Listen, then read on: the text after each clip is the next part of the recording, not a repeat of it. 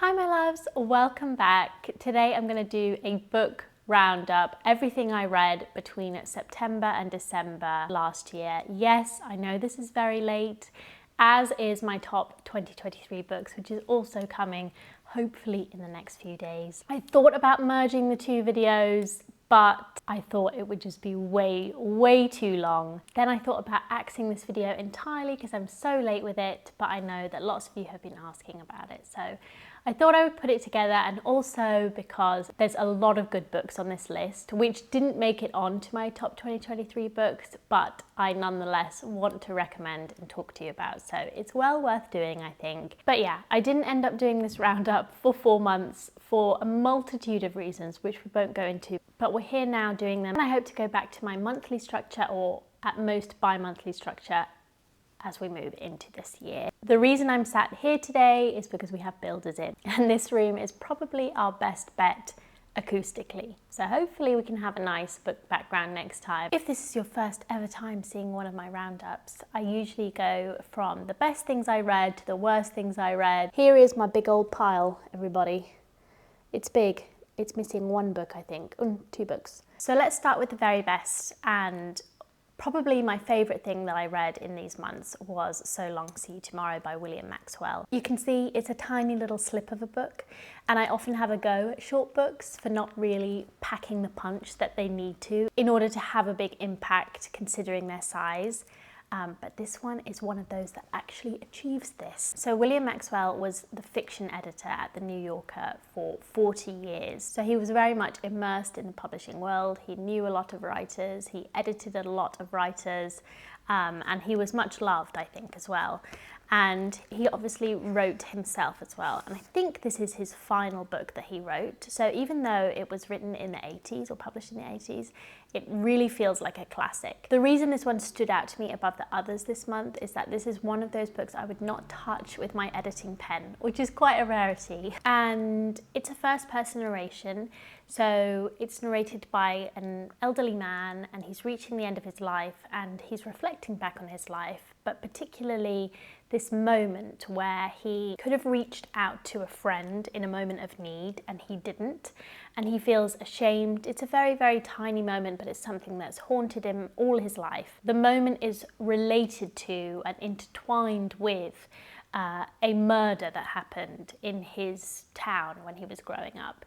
So we get a glimpse into his boyhood, we get a glimpse into this murder case, into his friendship with this other boy, and also some of the best, most heart-wrenching writing on grief that I have read in a long time.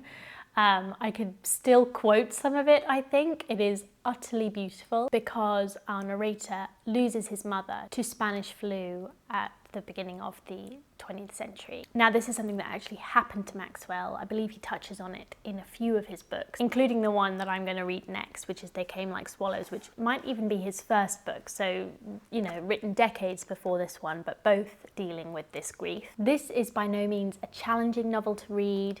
The sentences flow, there's a clarity to it, but I think this belies a lot of the work that's going on underneath the surface. There's some really wonderful use of a particular recurring image of a house that really marries some of the more disparate parts of the narrative together. And he also moves through different registers in quite a subtle way throughout. So we open with this sort of Truman Capote-esque recounting of the murder. We move through some of these scenes of grief and boyhood. We then have this abrupt transition into the other boy's perspective.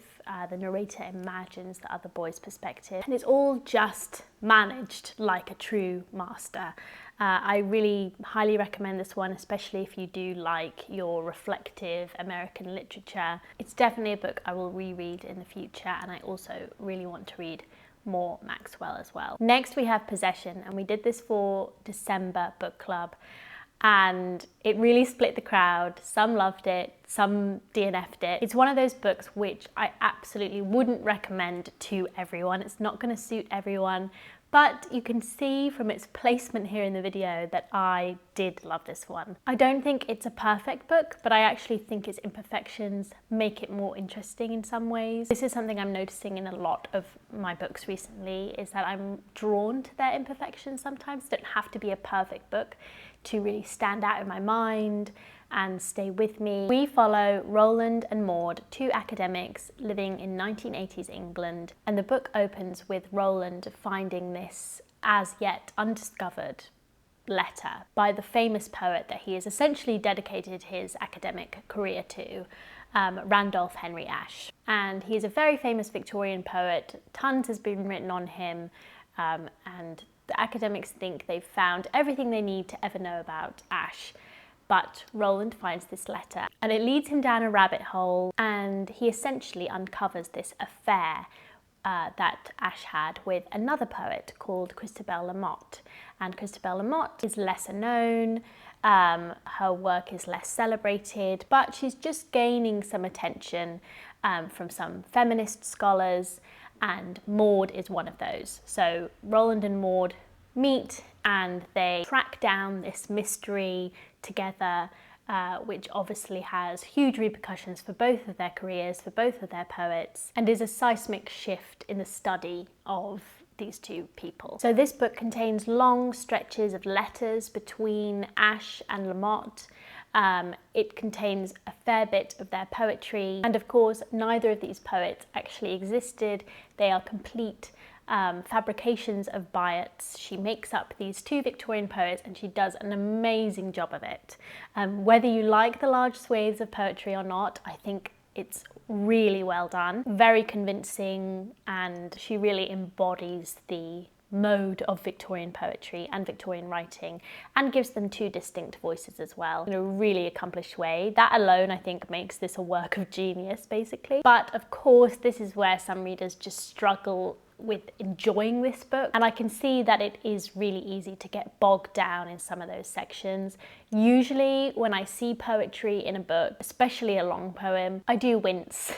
I'm not particularly in the mood if I'm reading a novel to also read big chunks of poetry and then work out how that relates to the main narrative, etc., etc. But, and I don't know if it's because when I read the book club books, I obviously read them very intensively. I'm reading them with a mind to how I'm going to host a discussion. So I'm reading them in a very specific sort of way. But I really enjoyed their inclusion here. I liked playing a literary critic, detective, a little bit like Roland and Maud, in trying to find not only what happened to Ashe and Lamotte and their full love story, but also how the two narratives relate to one another, how some of the imagery works over the course of the book, like how it echoes throughout the different narratives, past and present. And I found it a really satisfying reading experience as a result. I think there was a general trend, not totally, but a general trend of those of us who had studied English literature enjoying this one, because I do think it lends itself to a close reading. So yeah, I think if I'd read this over a longer period of time, I was reading it less intensively, I may not have had such a enjoyable experience with it. But yeah, I mean, it lends itself to a close reading because it is so clever. The way Byatt manages this storyline is really incredible. It has aged a little bit, I would say. Particularly Byatt is quite dismissive and callous towards queer feminist theorists or academia as a whole. I think this speaks a little bit to possibly her own discomfort and anxiety around some of the changes that were happening in academia in the 1980s. Some of this movement towards post-structuralism and deconstruction, and at the same time queer theory, feminist theory coming to the fore, post-colonial theory. I think in that way though, it makes it quite interesting as a document of its time. And so, as I say, I find it interesting on that level as well, especially also in the mirroring of the present narrative with the past narrative, where the Victorian characters are also grappling with big upheavals in the state of knowledge, with the rise of more scientific thinking, the loss of faith for some people. So yes, I also cried like a baby at the ending. cried so much. It just got me. I was so invested in the characters by the time I got to the end. So overall, I do really recommend this one to the right reader. If it sounds like your cup of tea, you may really enjoy it. Okay, we're moving into the very good books now, and these are basically all in the same category, more or less all on a level with each other. So there's no real ranking here. I'm just going to run through them. I would recommend all of these to the right reader. So first of all, I finished the Annals of the Western Shore trilogy, which I talked about a little bit in my last roundup because I had read the first 2 books, and so I finished the trilogy. I don't think Powers was my favourite of the 3, but I don't know if it's just that it didn't work as well for me as the first one did on audio. So I listened to the first, read the second, listened to the third. I wish I had read the third just to see how it compared. I still think my favourite is the first though. It worked for me, and then I think it also worked for me on audio, just liked the narration and stuff. I listened to a particular version which is not the version on, say, Audible, but I'll write that down below. This is the longest book of the 3, and I feel like it does drag a little bit in parts, but it still has all the hallmarks of a good Le Guin. So it's about Gavir, who escapes slavery, and he essentially then has to find his way in the world, and he goes through various different groups. He finds his ancestral home. It's a coming-of-age tale. These are billed as young adult novels. I really wouldn't say they read like that particularly. Of course, you could give them to a young adult and they might enjoy them. Le Guin is exploring slavery, she's exploring freedom, she's exploring how we make our own histories. Again, the power of storytelling is really a theme across all 3 books, and the power of narrative, and also sort of what healing might look like from something traumatic. I really do think the Annals of the Western Shore as a whole are very much underrated Le Guin books. I feel like I didn't know about them until I started on my Le Guin completist journey, and I really do recommend them, especially if you like Earthsea. I love Le Guin's fantasy writing. I love her science fiction too, but I love something about her fantasy really moves me more, and so I was very pleased to discover another really good fantasy series from her. Let's talk about Sisters of the Revolution, a feminist speculative fiction anthology edited by Anne and Jeff VanderMeers. I'm pretty sure the stories in here range from like the 70s through to the 90s. Maybe even into the 2000s a little bit. So from a very specific sort of period. But when I finished this, I read this in such a scattered fashion. It took me ages, just for various different reasons. And so it didn't really occur to me until after I'd finished it and I looked back at all the stories, just how high the quality was. For an anthology of this kind, you're expecting quite a few duds. And you're expecting, you know, a few good ones to make it all worth it. But really, whilst I didn't deeply connect with every single story, I did take something from pretty much all the stories. All of them had an element which made me think in some way, which I think is a rarity as well. Especially, I've read a lot of speculative fiction, so I feel like, you know, you've seen a lot of the ideas, similar sorts of ideas replayed over and over. But yeah, there was some unique stuff in here. Some authors I'd never heard of who I now want to read more from. Lots of authors I was already familiar with as well. And I had a wonderful buddy read for this one with Jose. It was just very rewarding discussing each story. Just adds that extra layer of interest, I think. So yeah, I really recommend this one. I think I would recommend it to existing speculative fiction fans. It's also not as big and scary as the Weird anthology, so much more doable. And I do want to keep reading more anthologies. I think they add something to my reading and bring me to new authors as well. I reread Pride and Prejudice. I can't remember which month it was, but we did it for Books on Film. And I really enjoyed it. What a fun reread. I don't read a lot of romance, but Possession is also billed as a romance, so I actually read 2 romance novels in this period. But Austen just does do it well. I feel like a lot of contemporary authors, and not just particularly in the romance genre, but contemporary authors in general could do to learn a thing or two from Austen, and the chemistry and verve she manages to put into her novels. You really feel the characters' connections, which I think is a wonderful thing. I've talked recently about her character work just being really, really good. She manages to get all the little foibles that people have and get them in here, and it really brings the characters to life. I literally laughed out loud at some of the Mr. Collins sections.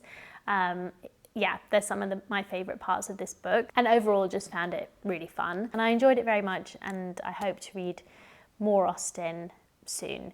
I have a couple of hers which I haven't read before, I think. Next we have A Month in the Country by J.L. Carr. This one I would say is a good book for the tail end of summer, or summer. I read it at the tail end of summer because it was actually quite hot in September and October, so yes, it worked perfectly for the time that I read it in. And it's about Tom Birkin. He is a veteran of World War I. He has some PTSD, and I think he's just broken up with his wife as well. And he goes to this small village, small English village, to restore a mural that has recently been uncovered in the local church. It's a medieval mural, and he loses himself in his work and also finds some solace in the village, in the inhabitants of the village, and yeah, generally goes about a period of healing of some kind, but also this is narrated retrospectively, and it acknowledges that there are some periods of life which are just really happy, and they're like in a little bubble and you can't really go back to them or get back to them. And I found sections dealing with that really poignant, and I had a lot of notes for this book actually, even though it is tiny. I think it's only just over 100 pages, but yeah, it feels meditative, reflective, but also it's got some funny moments. There's some levity in here as well, and he also makes a friend who is doing a similarly almost scholarly activity, which is finding and uncovering a grave, like an ancestral grave for a local family. It had a romance storyline, which I wasn't as convinced on, but overall I really, really liked it and would definitely recommend it if you like a quiet, reflective novel. Next we have The Fawn by Magda Szabó. She is a Hungarian author, and a lot of her work has been either newly translated or republished recently in English, and she's sort of having a bit of a renaissance. So this novel is about Esther, and she is an actress, and something has happened in the last couple of days of Esther's life, and it prompts her to think about her childhood, about a bitter rivalry she has with another woman.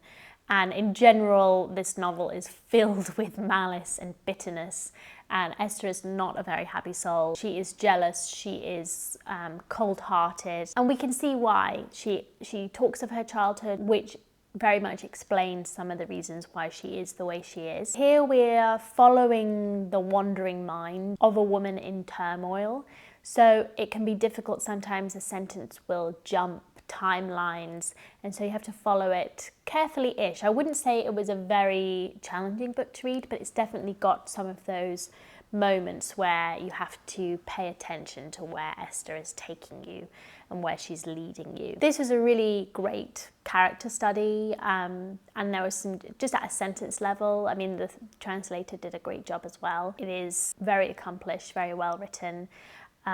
Of course, Esther is not that likeable, so in general it's not that likeable to be inside her mind, but I am assured by the many, many Szabó fans that we have in the Patreon community that this is probably one of their least favourite of her works, and also feels like the writing of a younger author, because I think this was one of her first books, and lots of love on there for The Door, for Isa's Ballad, for Catalin Street, for Abigail. So all of those are very much on my list. I saw lots of potential in here. I didn't love every moment of reading it. So yes, I would potentially say start with another Szabó before moving into this one. Another classic, we have Anne Bronte's The Tenant of Wildfell Hall, which we did for November's book club. So this is a wonderful book, a book that is really passionate about its themes, about its characters. So this book opens with Gilbert Malcolm. He is a farmer, and he is recounting this long story to his friend of a pivotal moment in his life.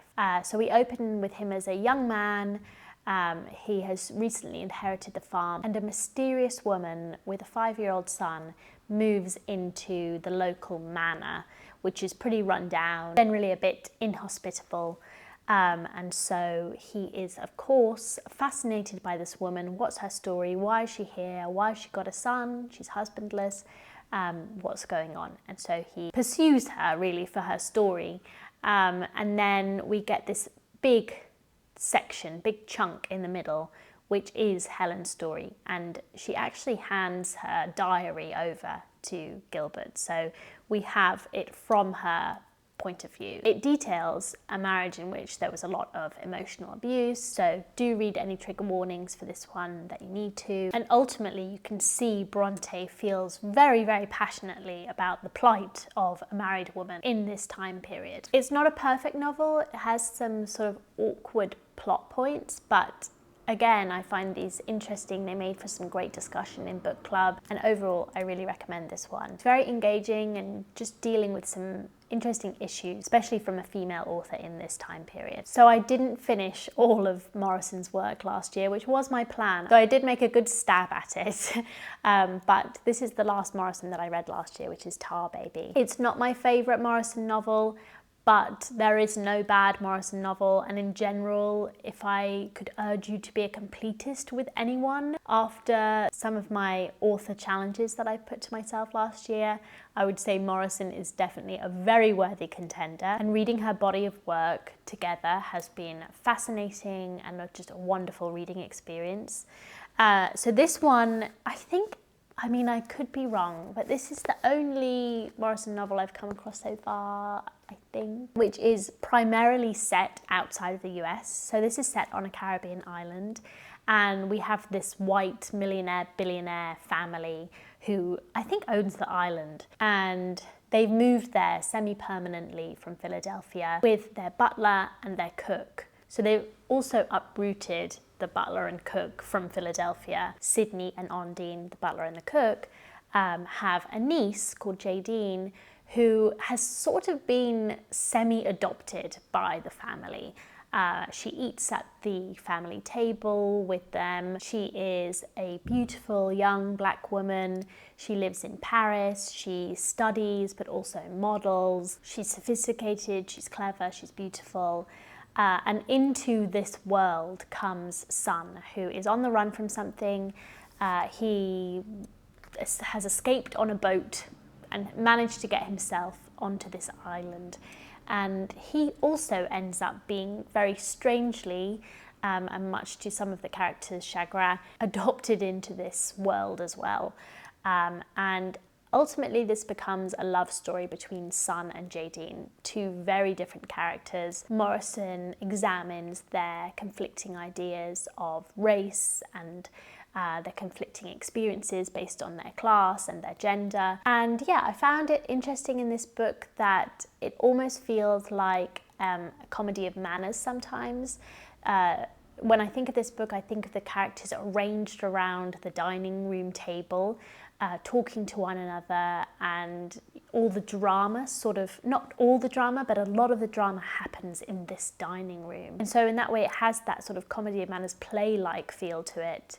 And there's a lot of dialogue. I want to say it's much more dialogue heavy than other Morrison novels that I've read. So yeah, it feels different. It's set somewhere different, but she's still examining all the themes that interest her across all of her books in a slightly different way here. So absolutely worth reading. Didn't capture me quite so much as some of her other novels do, but of course extremely accomplished nonetheless. Next we have Isabel Wilkerson's The Warmth of Other Suns, which is a non-fiction piece. So I actually listened to this, and I think it worked really well on audio. A couple of times I lost my way a little bit with it, but in general it worked really well. And the tagline to it is the epic story of America's Great Migration. So it's about Black Americans from the southern states moving into the northern states, either during Jim Crow or just after.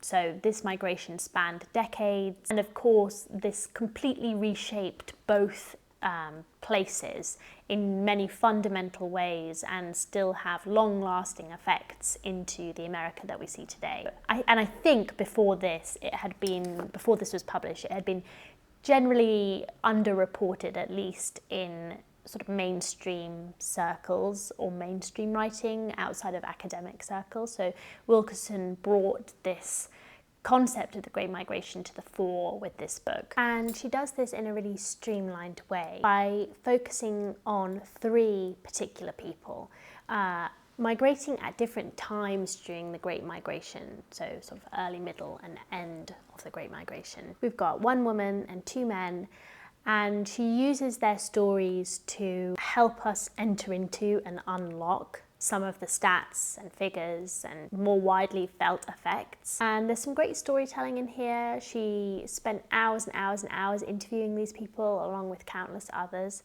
and you can feel the breadth of her knowledge. Occasionally it is a little repetitive because she sort of reminds us of what the characters were doing or whatever in the last time we saw them. So it could do with a tiny bit of tightening up, I think, if I was being really, really picky. But overall, it had a really moving effect, actually, and by the time we got to the end of the book, I knew that I would miss these people and miss their stories, and I felt like I'd come to know them. So I think Wilkerson handles all of that really well, and then she uses, as I say, uses those stories to branch out into wider implications and manages to tie together themes through their stories as well, and also using them to show different reactions to the Great Migration through the different people. So overall, highly recommend this one. Think it's a really vital part of American history to know. As I say, I liked listening to it. I think it would work well either way. Poor Things. This one's obviously receiving a lot of love and attention at the minute. Well, at least the movie version is. But yes, it's based on a book, in case you didn't know, by Alasdair Gray, which is a retelling of a sort of Frankenstein. If you don't know about Alasdair Gray, he is an iconic Scottish author. He is a postmodern author, but I would say verging on the weird. So that's the sort of author we're dealing with here. Gray does a lot of his own illustrations, so his books are usually peppered with a lot of illustrations, with a lot of formal play, whether it be footnotes in the margins, which is I think a thing with Lanark. Or in this one, it's a lot of framing narrative, sort of expanding out like a Russian doll. And also he often inserts himself into the book, a sort of fictional Alasdair Gray version of himself. So there's lots going on with Gray. And anyway, in this book, we are mostly following Archie McCandless, who is a young Glaswegian medical student in the Victorian era, and he falls in with this very eccentric, odd character called Godwin Baxter, and it turns out Baxter has created a woman, and he has used the corpse of a pregnant woman found in the river, and he has taken the fetus's brain and put it in the woman, and now she's like a fresh person, but she has an adult body. Now, of course, this is deeply wrong on a number of levels, and I don't think Gray is unaware of that. And so he's playing, I think, with the feminists in this book. And sometimes it feels like it's inching there in the person of Bella, who really jumps out from the page, even beyond all these male framing narratives. She has a real vitality to her. But then at the same time, you remember this is written by a male author. But then we have the fictional Alasdair Gray between you and the non-fictional Alasdair Gray, who sort of seems aware of this and aware of the implications of a man-made woman. And so there's lots and lots going on here, made for great fodder for the book club. I haven't watched the film yet, so I can't compare the two just yet. But if you would like to read something weird, wacky, and exploring and investigating those themes, then I do recommend this one. It's not, a page turner. It's a bit awkward and like a Frankenstein's monster of a book. I think very intentionally. It's an interesting read for sure. We have Cold Enough for Snow, which I obviously read a passage from in one of my recent vlogs. It's about a woman who meets her mother in Japan. I think she's a Chinese Australian. and she meets her mother in Japan. They're going to have a trip there to bond, I suppose, now that they're both adults. And they visit galleries, they visit the sights of Tokyo together, they talk, but also in this dreamlike way, the daughter is also thinking about her childhood. She's thinking about her mother and her mother's childhood. She's reflecting in general on life. And it has a very, as I say, a dreamlike sense to it. A little bit like you're walking through a mist in this book. I think it really works. Best read in one sitting. It's only short, and it's atmospheric. I think Al manages to capture what it's like to be a contemporary woman, and what I might imagine it's like being a second-generation immigrant woman. And of course, it's about that mother-daughter relationship. It's about the silences between them, what they do talk about, how things are communicated between them. It's a fantastic piece of writing, and I'm definitely interested to see what she writes next. And I liked the sort of ghostly aspect of it as well. So in general, very much like this one. I reread Neil Gaiman's Stardust. I listened to it the first time, I read it, and this time I read it properly because we were doing it for Books on Film. And I liked this one even more than I did the first time round. So the first time round I was like, this is a fun, modern fairy tale. I like the way Gaiman twists some of those tropes on their head, provides us with a bit of commentary on them. But of course it's got a slightly awkward, misogyny-laced romance narrative. So it's about an English village which is called Wall, and it has a wall nearby, unsurprisingly, which connects it to fairy, basically. And once a year, I think the normal humans are allowed to cross the wall, but otherwise it's heavily guarded.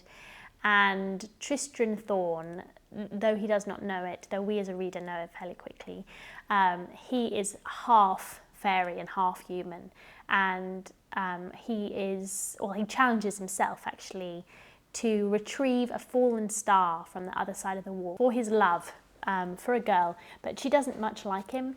But when he gets across the wall and finds said star, it turns out that the star is a woman, at least on this side of the wall. The awkward bit coming in where, I mean, I don't think this is spoiling it for you, but Yvain the star ends up falling for Tristram.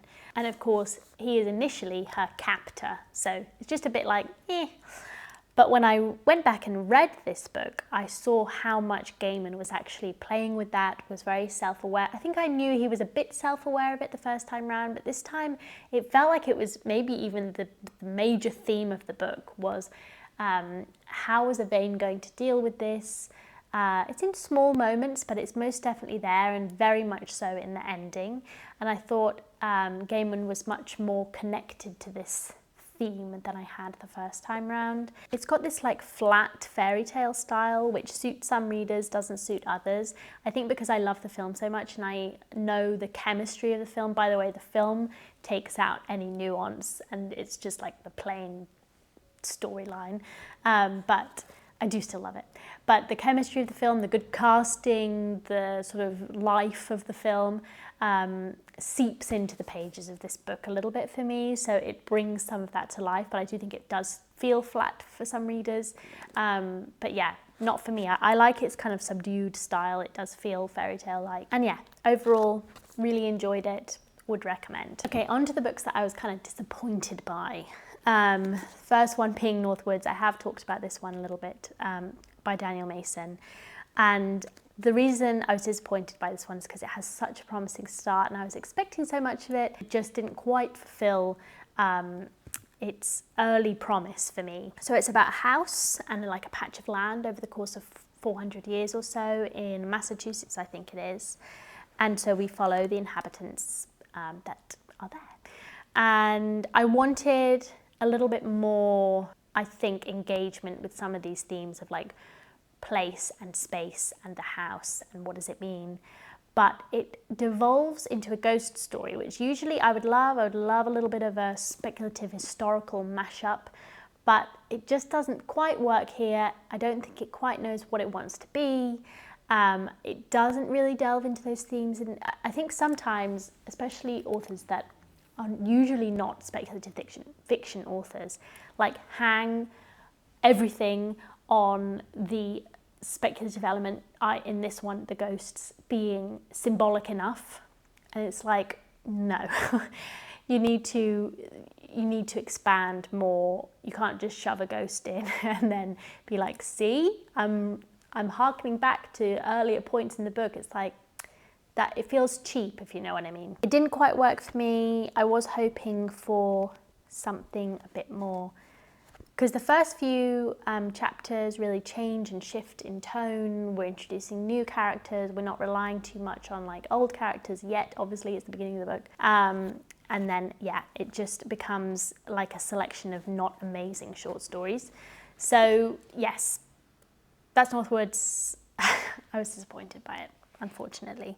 I feel like there's potential here, so I'd be interested to see what he writes next. It also felt like a revisionist history of the US, which I don't know whether that's, I don't think we need a revisionist positive history of the dynamics of the last 400 years. You know, it was like he was trying to force quite modern concepts into some older timelines. Final book, which I don't have a physical copy of, is Penance by Eliza Clark. I was expecting big things from this one, so that's why, again, it's kind of low down in this, because it wasn't what I was expecting, and I don't think it lived up to its blurb, at least. So it purports to be this takedown of true crime, a sort of parody of true crime. So she makes up a whole true crime narrative.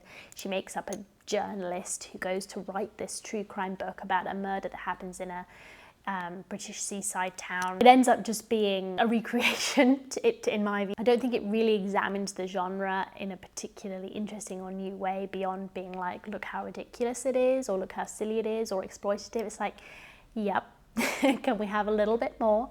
I think it's a bit overlong, this book, too much random stuff shoved in there. I think for veracity, because it's true crime, but it doesn't really work.